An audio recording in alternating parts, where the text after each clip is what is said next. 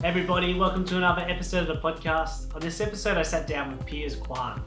Now, Piers is the owner of Queensland Kettlebells and is a certified strong Force Instructor.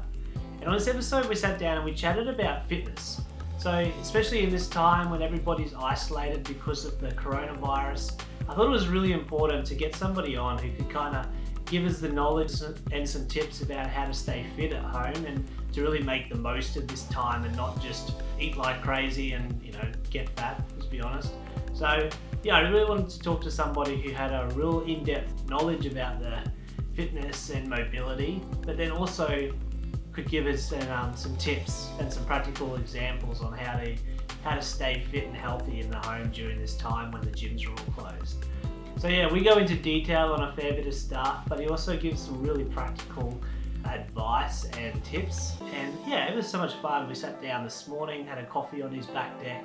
Yeah, it was really great. And I had an absolute blast recording. And Piers is a great guy, and I really thank him for taking time out of his morning to share on the podcast. And I hope you guys enjoy this one. Let me know in the comments. I'll be putting all the links that we talked about in the videos, and yeah, really hope you guys get something out of this and are able to use this knowledge that we've gained through this to stay fit and healthy at our homes and come back better than ever on the other side of this coronavirus stuff. So thank you again. If you haven't already, head over and subscribe to the YouTube channel, and don't forget to leave your comments and feedback on all the channels so that I can make this the best possible experience for you all.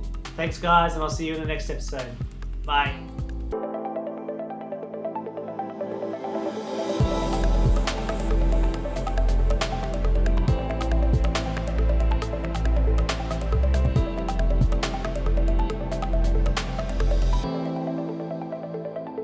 Piers, welcome to the show, mate. Thanks, Richard. This is actually, for everybody that doesn't know, this is the second attempt of this podcast after we tried via the technological route, and my internet, not Piers' internet, but my internet completely let us down. So actually, the internet didn't let us down. It was everybody streaming Netflix at the time let us down. Living the self-isolation dream. Yeah. Maybe recording podcasts over the internet at 3:00 in the afternoon is not the best time to do it. Yeah, on Easter weekend. On Easter weekend. Exactly. So I'm excited to have you on the podcast again. Yeah, thanks for coming, man. Well, no, not thanks for coming. Thanks for having me.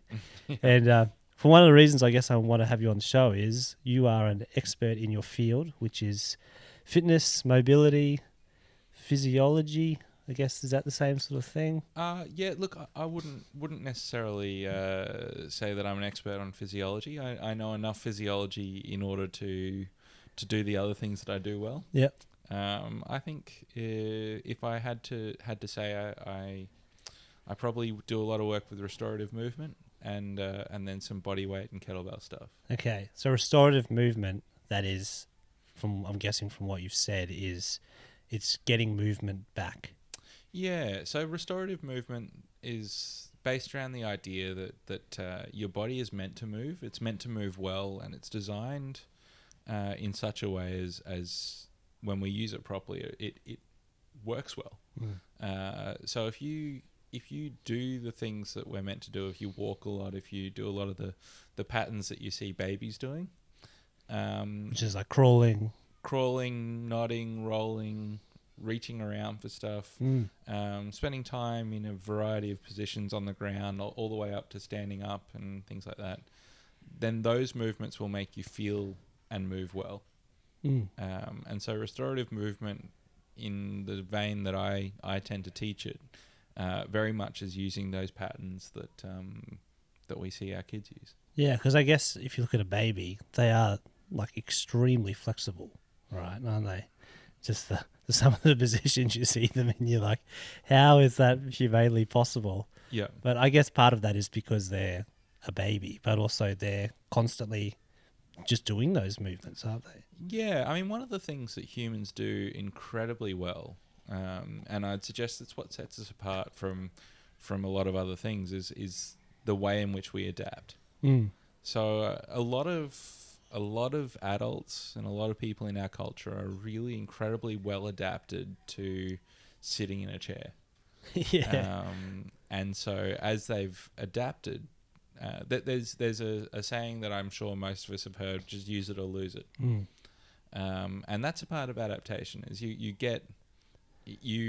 specialize on something and at the expense of other things. And so a lot of us have specialized on sitting in chairs, and it's come at the expense of moving like a human. Yeah, 'cause it's like horrendous for you, isn't it? Sitting in an office all day.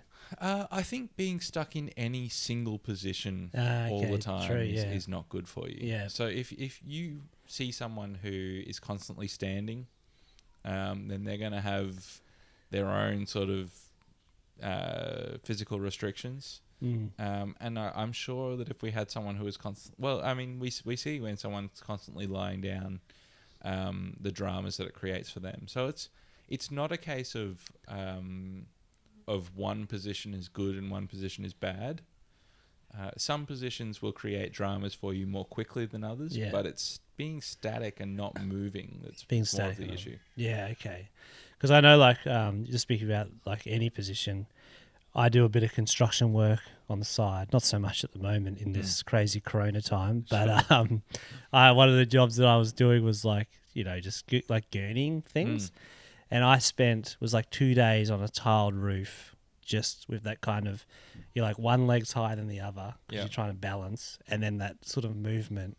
Man, I've never been so sore, and not even like you go to the gym kind of sore, just like you just couldn't move. It was awful. Yeah, I mean, 2 days with a brand new stimulus is pretty intense. Yeah, it was full on. I didn't get paid nowhere near enough to do that. But I mean, the cool thing about that is if you did that on a regular basis, you would discover that you were able to do it really easily eventually. The trick would be making sure that you moved enough doing other things that the time spent gurneying was a positive, not a negative. Yeah, exactly. Yeah, there's a part of me that's like, okay, I'm getting fit here. There's that side of me, but also you get home, you're like, yeah, I'm very sore though, that's for sure. Yeah. One of the benefits of using the movements that we use to develop as kids with the restorative movement stuff is that when we learn a new skill, have you heard of neuroplasticity? No, I don't think so. So, no. so neuroplasticity is essentially the idea that you can teach an old dog new tricks. Our brain continues to adapt even after we, whatever our age is. It just gets harder to open up new territory as you go along. And so when we use things that we learnt as kids or that we did to develop as kids, it means that we can shortcut a lot of those things so that when you do the gurneying for 2 days, you don't have to spend 2 days doing other things to try and make yourself move properly and feel good again. Yes, yeah. You've actually got 2, 3, 4, 5 years of only doing these patterns. Yeah. That will mean that when you start to do them a little bit, your body picks it up really quickly. Yeah, right. Okay. Because I've even done, I know I came to your gym, you had like what would you say it was? It was like a come try kind of day, wasn't it? Remember that? Yeah, like a beginner workshop. Beginner workshop. Yeah. And then even at the gym that I have been going to, it's closed at the moment, they do things like that where you kind of, one of the warm-ups that we do is they go, all right, here's one end to the other, go and crawl that. Sure. And the first day we got there, Danny and I were like, what the heck's going on? Why are we doing this? Yeah. And admittedly, when we first started it, I was like, this is tough. I can't do this. But not very long into it, you're like, this just kind of just feels natural now. It's amazing how your body goes, oh, I remember doing this. Yeah, we can do this. Yeah, that's interesting. Really interesting. So your gym is Queensland Kettlebells. That's right. Yeah. Tell us about that. So that encompasses some of the stuff that you've been saying. Yeah. I think ultimately the goal of Queensland Kettlebells is for people to move well and feel well. We want our clients to look forward to coming and training. We don't want it to be something that's a huge barrier for them, and we want their training to have a measurably positive impact on the rest of their life. Yeah. So you unpack that a little bit more. So when you say the rest of their life, it's not necessarily just about getting super strong to look good. It's how does that impact your entire life? There are an extraordinarily finite number of people who are going to the gym where that is their main goal in life. But unfortunately, I think a lot of the time people who run gyms forget that it's a small part of the tapestry.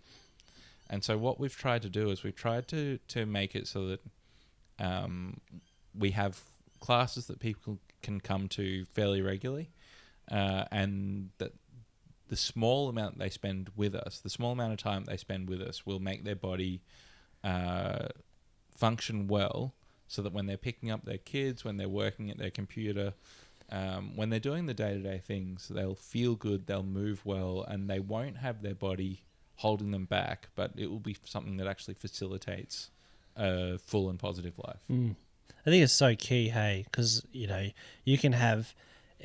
mentally, you can be 100%. You can have the best motivations around everything. You can have the best kids, but if you can't go and play with them because your body doesn't let you, none of that really matters in a way, does it? So it's so key to kind of your body's not constantly letting you down. Yeah, if you're, I mean, the good example, I guess, would be right now people are essentially stuck at home for the most part. Fortunately, we're in Queensland where we've got slightly more freedom than other places.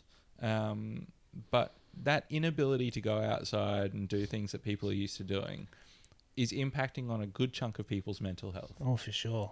Now, that's an external thing. For people who day to day are finding that their body won't let them hang out with their kids, won't enjoy the sports they like doing or the activities that they like to do, are suffering from that sort of sense of restriction day in, day out.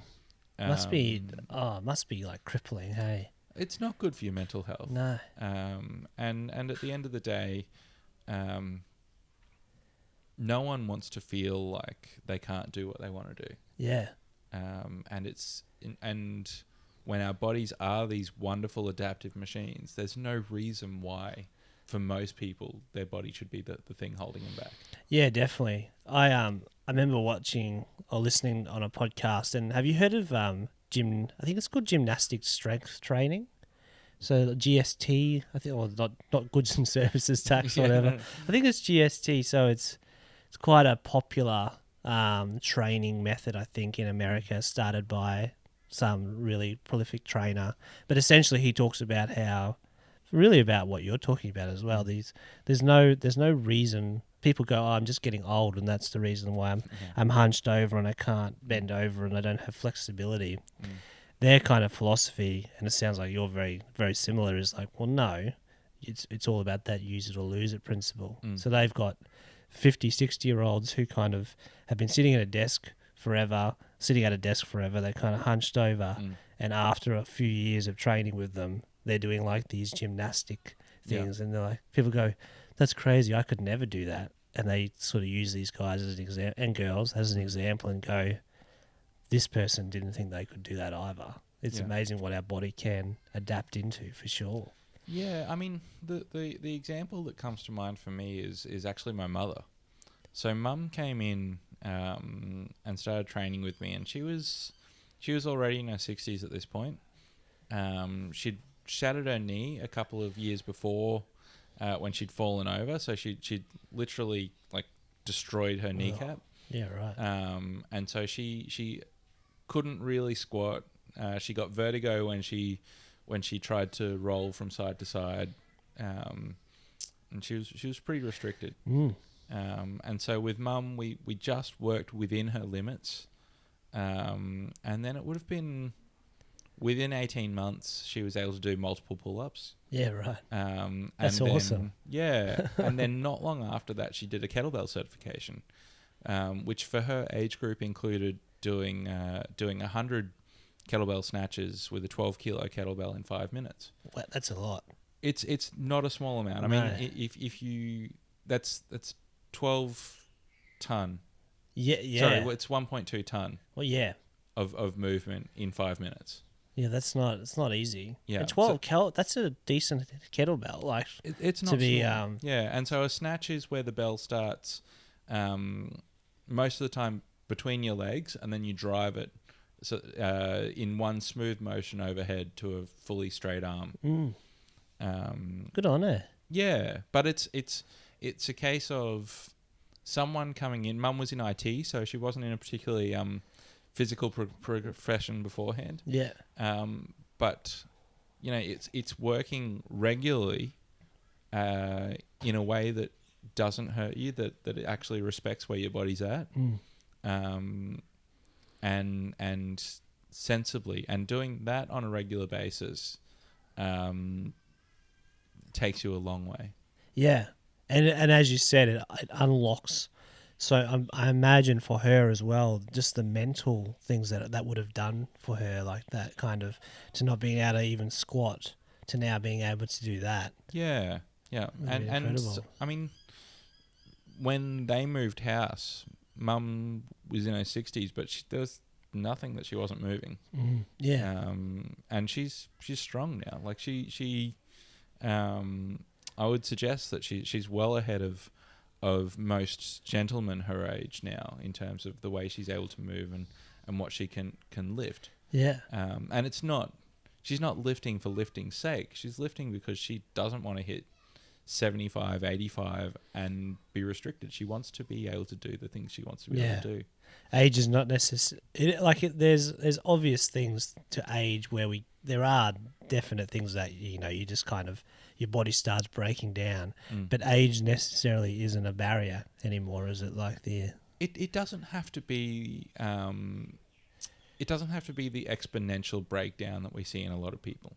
Yeah. A lot of the time, so one thing that age does is it amplifies what you've done previously. So a good example is what's called sarcopenia, which is you hit a certain point in either your 30s or your 40s where left to its own devices, your body will start to lose muscle. So, it starts off slowly, and then, it starts off, and I think it might be almost 1% a year. Yeah, right. And then by the time you're in your 60s or 70s, it's a couple of percent. But so if you think about that across say it's 0.5% in your 40s, you lose 5% of your muscle mass in your 40s. You don't do anything about it. And in your 50s, you lose almost 10%. And then in your 60s, you lose another 15%. You haven't got much left. You've lost a third of your muscle by that point. Yeah, wow. So you think about what that's going to stop you from doing. If you were doing okay in your 40s, but things weren't easy, by your 60s, everything is tough. Yeah. Yeah, definitely.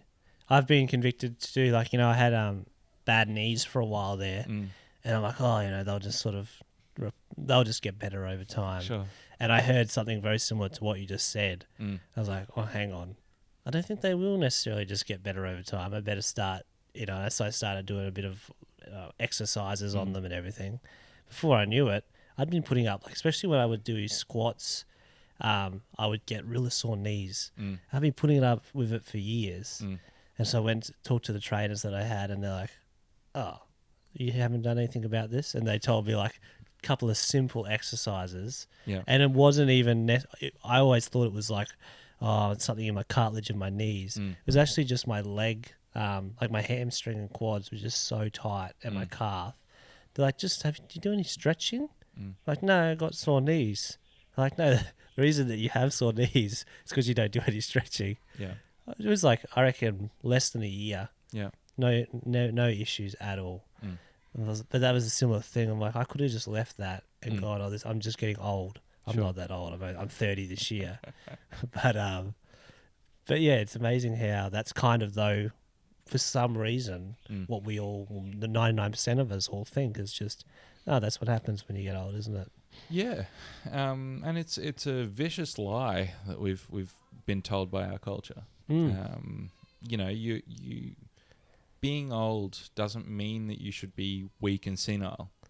Unfortunately, there are some people that end up suffering from conditions. Yeah. But it doesn't need to be the norm, and movement will nourish your body and your brain so that you age appropriately. Mm.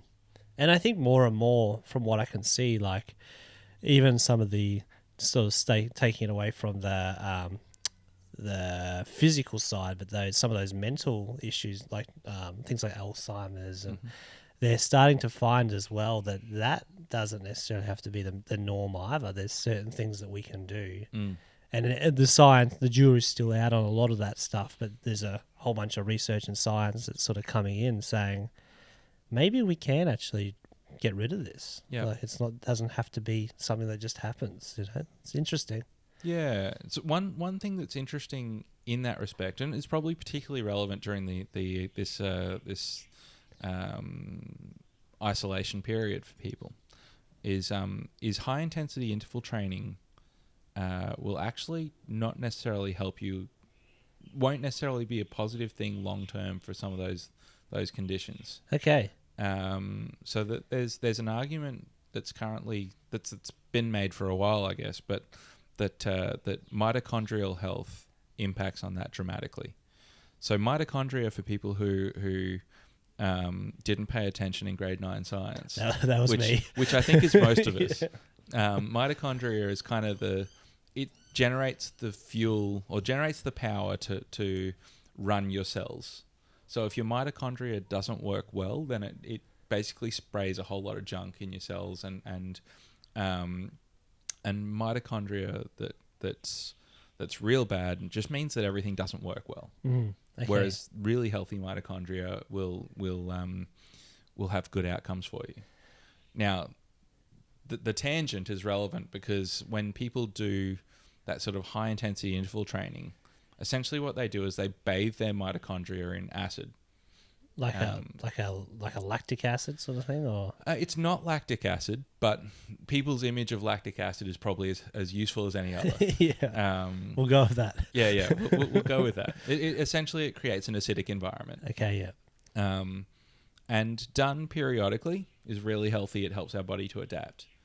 Done regularly, so done more than once a week. That high intensity interval training will actually deteriorate the quality.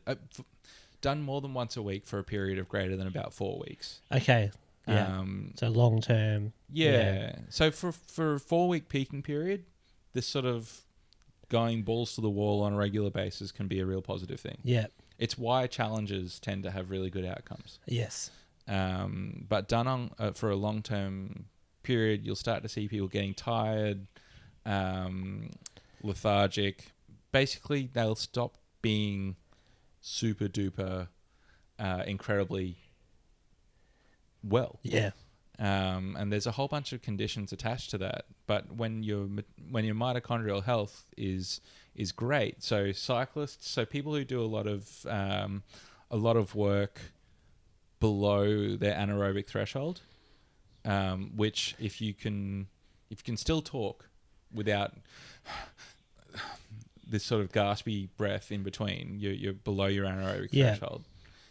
Like a jog where you can chat to your mate. Correct. Kind of thing, yeah. Yeah. So they tend to have fairly healthy mitochondria. Okay. In terms of the volume of it, because they're working aerobically, which is you've got your anaerobic glycolytic, which is the phase we're trying to avoid primarily, and your aerobic capacities. But this is a huge digression. Oh, mate, I'm all for digressions. Feel free to cut it out later on as well. No, nothing will be cut out. Nothing. But when you avoid that that phase where you're constantly out of breath, struggling, the majority of the time you tend to have better training outcomes. So that could be doing something really hard and then taking a big rest until you can pass the talk test again, or it might be just not getting to the point where you're finding that you can't have that conversation. But most of your training should be in those regions for long-term health. Okay. And by long-term health, you mean so it's sustainable. Like you're Yeah, I mean, so you'll find if you can have healthy mitochondria. There was one Russian scientist whose name escapes me. It starts with an O. okay. Who said that if we had perfectly healthy mitochondria, perfectly functioning mitochondria, that a regular person would be able to run elite marathon times. Right. Wow. Because when your mitochondria functions well, your cells produce less garbage, and they deal with garbage that comes in, like that they do have to deal with better. Yeah. It's like it's like nuclear fusion, which is virtually a limitless power source. Yeah. Compared with solar. Yeah. Okay. Yeah. So solar. Well, let's go with coal. Yeah. All right. Let's go Very with coal relevant because it's topic. got really obvious short-term downside. Yeah. So coal produces plenty of power, Mm. but long-term, there's some downside to having it. Yeah. Whereas healthy mitochondria, which is this nuclear fusion type thing, perfect mitochondria, which is nuclear fusion, produces this steady, virtually waste-free power. Yeah. Very efficient. Yeah. Yeah. Yeah. Interesting. Not that we're anywhere near having nuclear fusion, but when that happens, Yeah. It's gonna be amazing. I think they have it in Batman, so it must be yes. must be close. yeah. Yeah. So where did you where do you think though then this idea of, because I've been at gyms before and it's all about HIIT training. You know, it's go as hard as you can possibly. You're not done unless you walk out of that gym just exhausted. Yeah. Where does that come from then? Do you think it's just that's the way that we think, is if I'm not exhausted, I haven't done anything? Yeah, people. There's a lot of pressure on trainers. There's two issues. One is there's a lot of pressure on trainers to make people feel like they've gotten their money's worth. Mm. Excuse me. A lot of the time, if you don't, trainers feel like if their clients don't leave feeling shattered, they're not going to feel like they got value for money. I get that. Yeah. Look, at the end of the day, you don't need a trainer to make yourself tired. Mm. You don't need a trainer to make yourself sore. If you want to get tired, go and do 1,000 jumping jacks in the park and just don't stop. Yeah. All right. If you want to get sore, I can punch you. You can hit yourself on something. Yeah. You don't go to see a trainer to get tired and sore. You want an actual outcome. And that massive smashing is going to have a short-term positive benefit. The other issue alongside that pressure is that the education for personal trainers is not always perhaps what it should be. If someone goes and does their Cert 4, even some of the higher education stuff, they may not actually be exposed to particularly relevant or particularly modern information. Yeah. And so a lot of trainers are legitimately doing their best, but because of the lack of information and the lack of support and the lack of legitimate regulation in the industry, it's pretty tough. So it's often not a reflection on someone if they are constantly like caning their clients. It is more of a reflection upon the industry. Definitely. Very competitive industry. And if that's what you've been taught, and also if that's been your only experience in gyms, because most personal trainers, they usually have been in a gym before because that's what they're interested in. They go, well, hang on, this is how we do it. You know, if you've never really looked at any other sources, definitely. Yeah. So tell me about, you've obviously been taught by other sources. You're a Strong First instructor. Is that correct? So a lot of what I was just talking about there is from Strong First, and they've written some articles that you could look up under the title Alactic and Aerobic. Okay. That will talk a little bit more about what I've been talking about there. hopefully more succinctly than I talked about it there. I'll put them in the links in the description. I think that's what we're meant to say in these things. Yeah, so alactic and aerobic, and so Strong First is an organization created by a Russian sports scientist called Pavel Tsatsouline. And essentially what Pavel will do is read through reams and reams and reams of research, and then he'll take it and he'll turn it into a just do this program.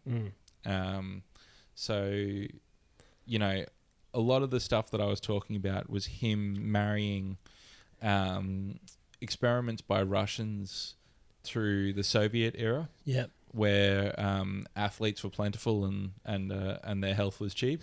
Yeah. But it resulted in one of the most healthful generation of athletes where they did actually age incredibly well and were still really strong later on, especially compared to some of the other athletes that were competing at a high level alongside them. They had guys that went to 4 or 5 Olympics.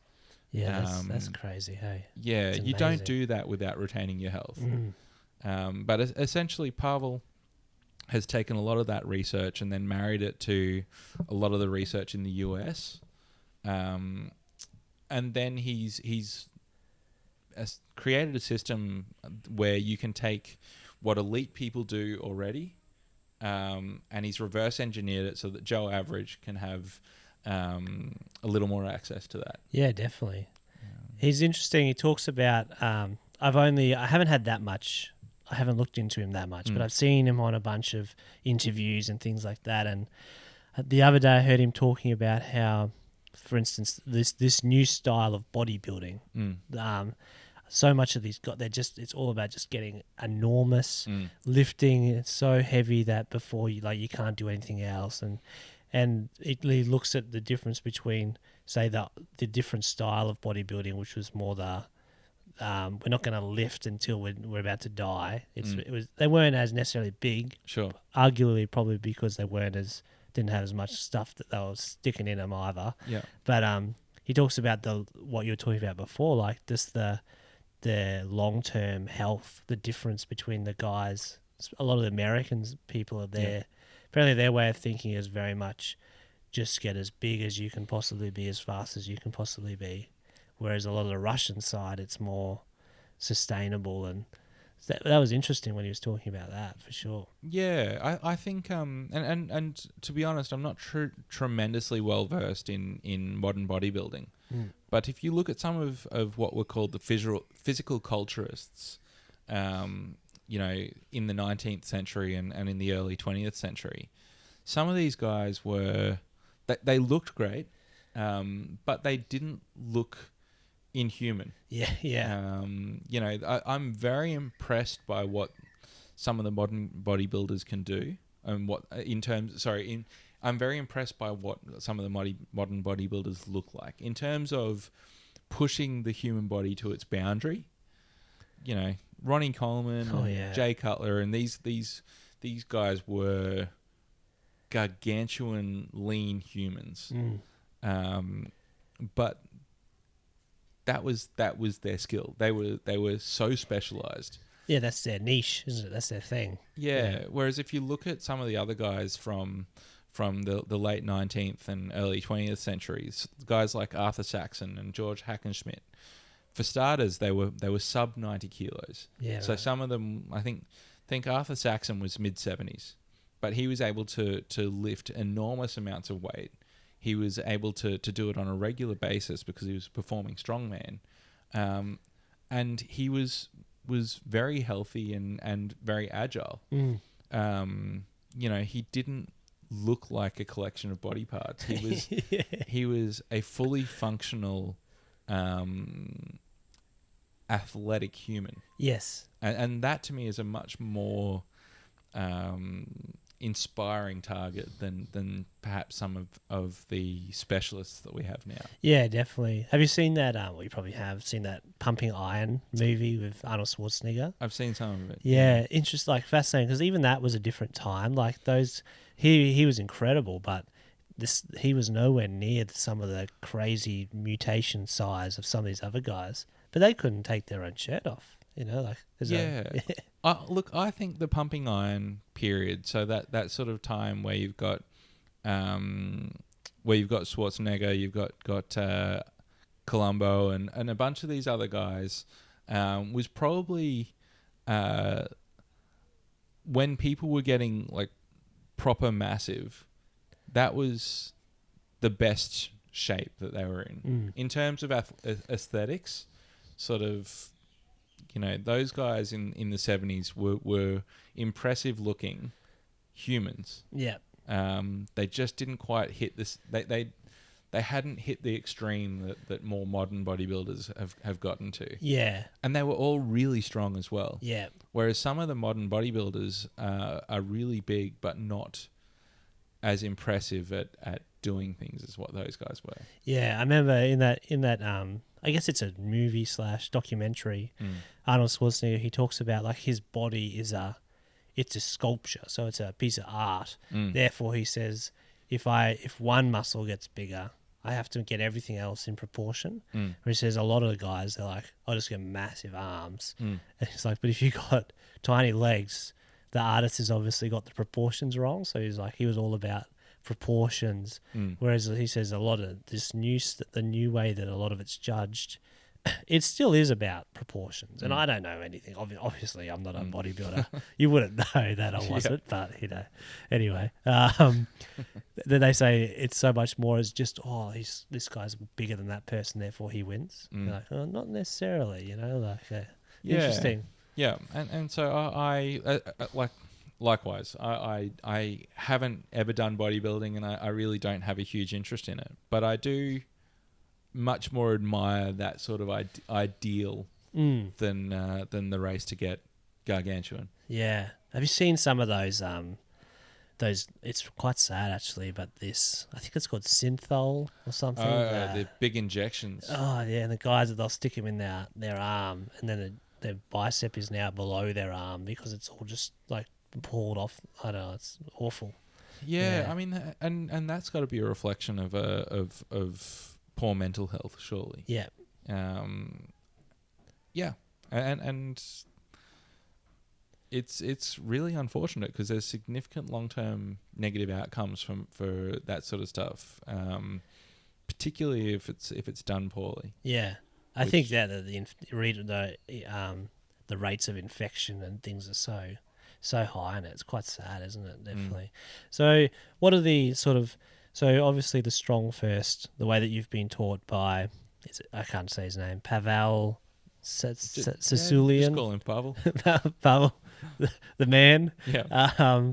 He's a funny guy as well, actually. Very dry. Oh yeah. There's a bit where they talk about what his diet, and he's like, what do you say?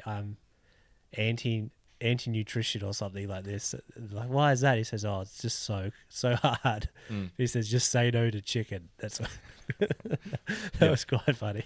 Yeah. So that Pavel's been interviewed, and Pavel will talk much more succinctly and eloquently about the stuff that he's researched. But there's great interviews with Pavel with Tim Ferriss and with Joe Rogan. Yeah.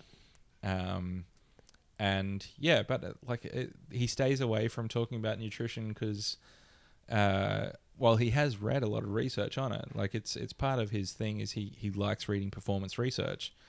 He's not a nutritionist. Yeah. He's really not interested in pretending to be one. Yeah, exactly. And I really like that. I admire that. Hey, where people are just like, that's not my speciality, but I can tell you anything you need to know about what we're talking about right now, which is really interesting. Yeah. So the principles. So we talked about strong first. So the principles kind of are, use it or lose it. One of these.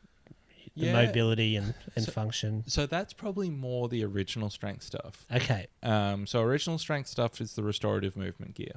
Okay. So using the developmental patterns. So that's from Tim Anderson, is the founder or co-founder of Original Strength. And so that stuff is very much about developing the underlying patterns that are the foundation for all of our movement. Yeah. So that everything else can work better on top of it. The strong first stuff is about lifting well So learning principles that undergird strength training that allow everyday people to do excellent things. Okay. So the strong first stuff is things like not lifting to failure. So leaving room in the tank so that your movement still looks great at the end, as great or better at the end than what it did at the start. It's about using principles that your body is that undergird movement generally. So things like if I squeeze my hand, so if you try squeezing your hand as tight as you can, but don't let your bicep get tight as you do it. So squeeze as tight as you can without your bicep getting tight. All right. It's impossible. Yeah. So if you squeeze properly, you can feel your arm. Yeah, that's what I think. Like as soon as I start squeezing, I'm getting tight. That's right. So this principle is called irradiation. If I tighten one piece, then it will sympathetically tighten other things up the chain. So if you squeeze that hand and then you squeeze the other hand, then you actually will find that everything in between will also tighten up. So you'll find that you feel your lats get tight, feel the center of your back. Instantly, all of a sudden, even my abs. Even your abs. Yeah, wow. So there are these high payoff activities where I can generate a lot more force if I know how to connect myself to the ground and tighten things at appropriate times, that will allow me to move more weight safely. Yes. More safely. It's about using your breath well. So if you can breathe appropriately, then you can either lengthen your body further or tighten your body further to create more force. Yeah, that was interesting. One of the things we talked about in the first attempt of this chat was I asked the breathing side, and you said, it's if you can breathe well, a mum picking up her baby, for instance, makes a big difference. And explain, you were talking about how it creates a column of air. Yeah. So we have when we inhale tightly, it increases what's called intra-abdominal pressure. Okay. Intra-abdominal pressure is basically inside your trunk. When your intra-abdominal pressure is high, it's like you've created these big stabilizing airbags around your spine. Yeah. And it creates a more rigid structure from which to press from. There's an idiom which is you can't shoot a cannon from a canoe. Yeah. Okay. So if you don't have a stable base, then you're going to struggle to produce solid force. If you imagine standing on a Bosu ball and trying to draw a perfect circle. Is a Bosu ball like it's a ball with the flat top? Yeah. It's like an exercise ball that's been cut in half and then had a platform stuck on top of it. Yeah. Or if you imagine trying to jump from one of those inflatable pull platforms. Yeah. Your ability to jump is severely impaired. Yeah. Whereas if you're on a beautiful solid piece, then it's a lot easier. So when we look to produce force, if we can make our trunk into that solid platform rather than into the wobbly one, then we're going to produce more force and we're less likely to break something inside the platform. Yep. Yeah. True. So by breathing well, breathing in tends to create stability. Breathing out tends to create fluidity. So, in general. Now, there's something that we use in Strong First called power breathing, which is a way of breathing out but not breathing out fully. Okay. So, I'm about to make an obnoxious noise into the microphone. Go for it. I do that every time I speak. It's when you do the power breathing, it's this sound. It's like a pneumatic, like an air pressure hose. Yeah, you hear that a lot, don't you? Like you hear that. I hear that when say people are fighting and they're getting kicked in the Yeah, to a degree. So you actually don't want to let out a lot of air if someone's hitting you, because again, it's going to reduce the intra-abdominal pressure. and you'll find that your organs and your structures inside will be more exposed. You're more likely to have the guy punching him in the ribs making that sound. True, that's probably what I've heard. Yeah. Actually, yeah. So it is synchronized. It's just not the dude getting hit making it. Yeah, I'll have to watch more closely.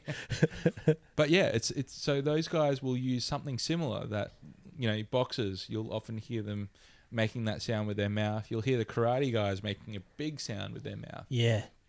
And what they're doing is very similar in terms of they're creating, they're compressing their internals and increasing their intra-abdominal pressure in a way that makes their hits harder and faster.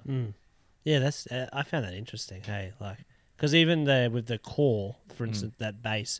I remember when I went to the beginner workshop at the gym. That was the thing. I think we were doing. What was it? Something with a kettlebell, lifting above our head, and you were so big onto it's all start from your feet.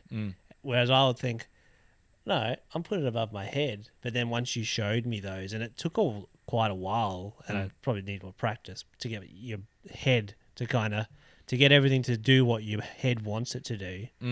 Man, the difference though, just felt so much more solid and strong. It was amazing. Yeah, look, it's if you can get the physics right on any movement, you should be able to do it better and safer. Yeah. And that's what it's about at the end of the day, isn't it? For sure. Yeah. Look, if our joints aren't stacked, if they're not doing what they were designed to do, then it can create issues for us. And so learning how to do that, how to use our body the way it's designed, and then learning some ways of I guess, in inverted commas, hacking what we're doing, you can get really great outcomes in a really short space of time. Yeah, definitely. All right, so let's switch gears a bit now. So, Sure. So we mentioned before about how in this time most people are kind of stuck inside, isolated. For I think all of us, our gyms are not open. Sure. Which I imagine is not the greatest for a gym owner like yourself. With people, so it's important that people keep moving because it does impact on their mental health. We've chatted through that. What do you reckon are some sort of key? Say we had 3 to 5 different sort of exercises or movements. What are some things that listeners can sort of start to putting into their life to keep moving, keep healthy? Yeah, so I think and some of them are going to be hard for you to visualize just listening. But if you look up the original strength stuff, there is a huge library of exercises on YouTube. But ultimately, if you can do some of the breathing activities, so a simple one, wherever you are at the moment, would be to swallow and leave your tongue wherever it lands. And then as you breathe through your nose and feel your belly expand rather than your upper chest. Okay, so as you do that, you're going to feel your abs fire. You're going to feel your mid-back fire. And if you're doing it right, you'll actually feel your pelvic floor engage. That activity done well undergirds so much in the way of goodness. Is that just because we're getting those things moving? Yeah. So Tim Anderson describes your diaphragm as the captain of your spinal stabilizers. Okay. So when you breathe like that, when your tongue's on the roof of your mouth and you're breathing through your nose, and you're breathing deep into your belly, or it feels like you're breathing deep into your belly, you actually fire off a whole bunch of musculature through your midsection. So your diaphragm fires, and then your transverse abdominis, which is like the corset around your midsection, your multifidus, which is the back half of the corset near your spine, and your pelvic floor will all fire off, and it creates this cylinder that facilitates a whole bunch of good things. Alongside that, Patrick McKeon talks about how nasal breathing done well stimulates nitrous oxide, and that's a really protective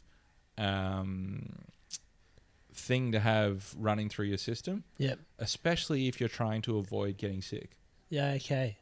Yeah, I have heard in my research around, like, you know, what are the best ways to kind of safeguard yourself against this virus and just getting sick in general. Nitrous oxide popped up a lot. Things that can stimulate the flow of that. Yeah. Yeah, that was super interesting. So Yeah. breathing techniques, I'll put all the links in the description Yeah. around Tim Anderson and Original Strength, Yeah. that sort of thing.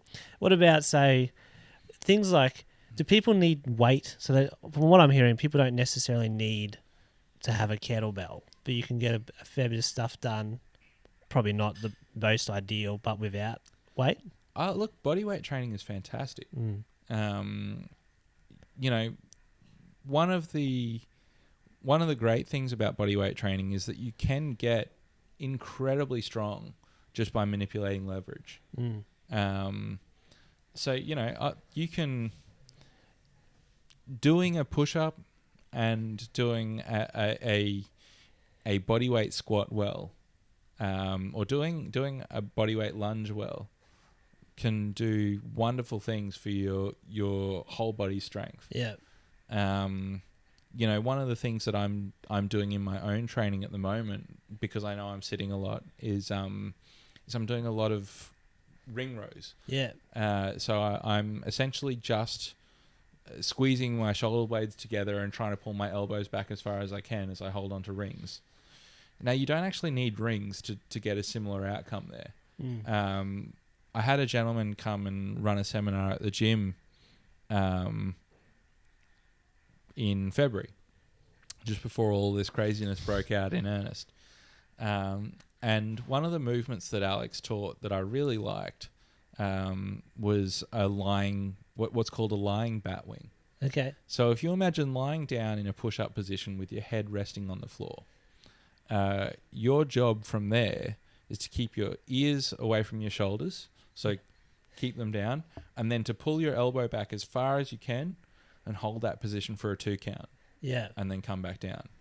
If someone was to do 3 sets of, 8 of those, 5 times a week, they would find that their shoulders and their back felt so much better. Just because that movement stimulates or trains a set of muscles in your back called the rhomboids. Okay. And they are critical for maintaining good posture and for taking stress off the muscles that shouldn't be carrying the stress. Yeah, because those I think for so many people, and definitely for me, there's a kind of a realization that although the gym that I go to, we're not really lifting like crazy heavy weights. It's a lot more sort of mobility and exercises.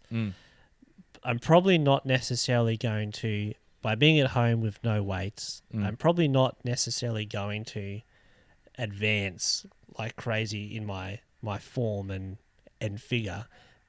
But for me, it's so much about how can I just keep that mobility and everything that I've kind of worked for.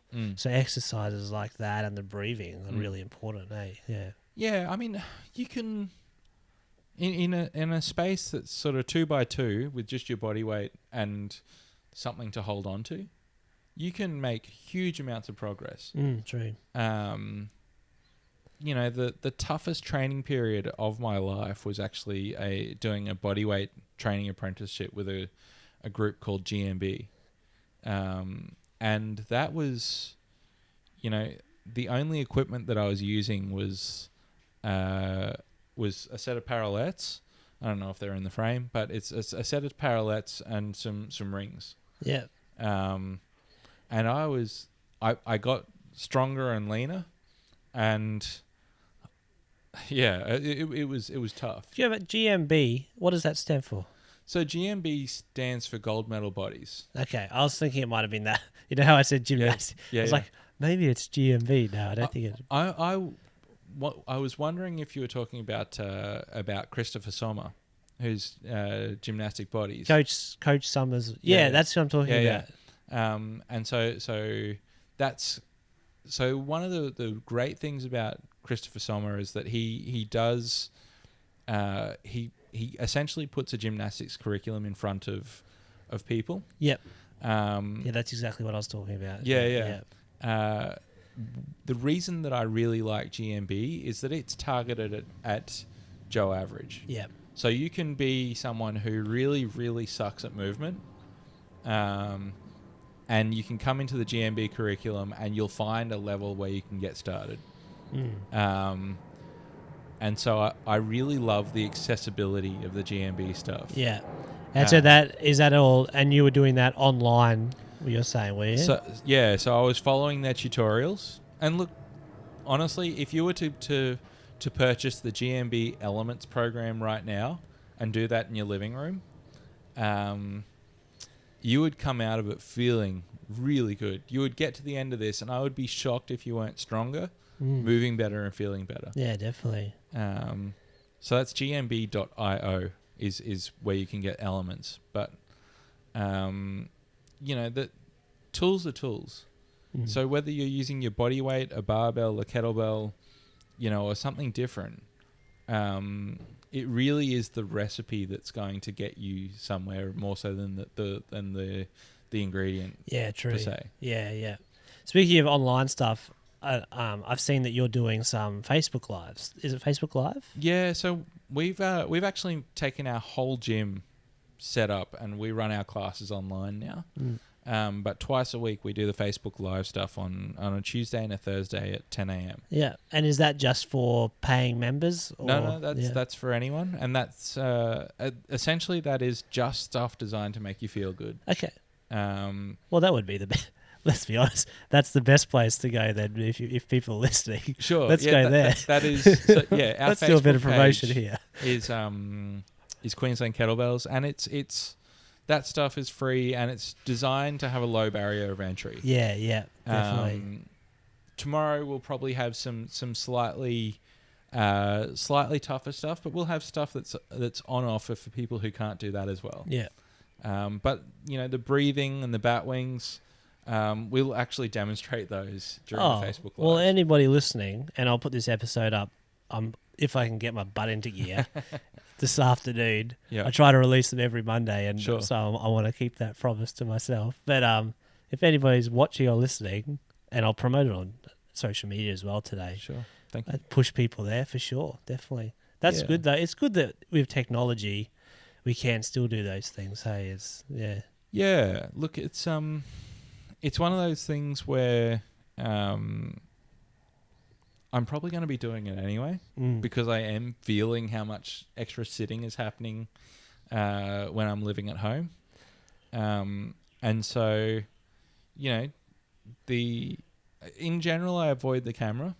But Nikki, who does my social media stuff for me, has strongly encouraged me to do some more sort of stuff in front of the video. I remember meeting Nikki. I can imagine her strongly encouraging you as well. She was really nice. Nikki is a lovely person, but she is Italian and and she's a strong, direct woman who my business benefits greatly from having occasionally giving me high feedback. Yeah, that's let's be honest, that's the sort of people we really want in our businesses, isn't it? Yeah, look, I couldn't afford to have someone who wasn't strong and forthright. Yeah. That's great. So let's say that again, because in case people missed it, and I might have missed it as well. Yep. Queensland Kettlebells on Facebook. Do you have a website as well? We do have a website, and that'll talk a little bit more about the philosophy of what we do and why we do it. But the lives will be happening on Facebook on Tuesday and Thursday at 10 a.m. and then we put those up as well, so that there'll be a store of them on Facebook. I'm not super Facebook literate, so I'm sure you can find them on our Facebook page if you hunt. Yeah, I'm sure there'll be somewhere videos or something, section. Yeah, videos would be the logical place, assuming that's how they've organised it. The thing about like social media, Facebook especially, things seem to change so often. Yeah, even I'm not Facebook literate either, but every time I try and do something, even with the page for this, you're like, what the heck? Yeah. This does not make sense. But anyway. Yeah. As soon as I could afford it, I got someone else to do the social media stuff for me, because it's as an introvert who doesn't really like sharing anything about myself, it's not the optimal platform for me. Yeah. Well, I do appreciate you coming on the podcast today then and sharing a bit about yourself, and also the awesome knowledge that you have as well. Oh, pleasure. It was good to hear from you. It's been a while. Yeah, I reckon it has been a little while, hasn't it? I don't know. I remember probably the last time I saw you was at the gym. Yeah, and that's it's been several months. Yeah, but due to me, I'm the slack one on that one. But I guess it's there's always a social. It's much more compelling to share something about myself with a friend than it is to necessarily just volunteer it weirdly out of the blue. Yeah, exactly. It feels a bit more natural that way. Yeah. And you've definitely got value to share. Oh, thank you. if it takes someone else kind of sitting down and trying to pull that out of you, that's what's happening. But you also are definitely sharing that value by doing what you're doing on Facebook Live and things like that. So, thank you. Yeah, mate, I could talk about this stuff for hours. I don't know any of it, but I like learning about it. Sure. And for anybody listening, I really hope you guys have got a lot out of today. And head over to Queensland Kettlebells on the website and Facebook, and go and once this whole thing sorts it out with coronavirus, go and sign up or go for a class and see if it's for you. So thanks so much, guys. Thank you so much, Piers. This has been awesome. Pleasure. And see everybody in the next episode. Bye, everybody.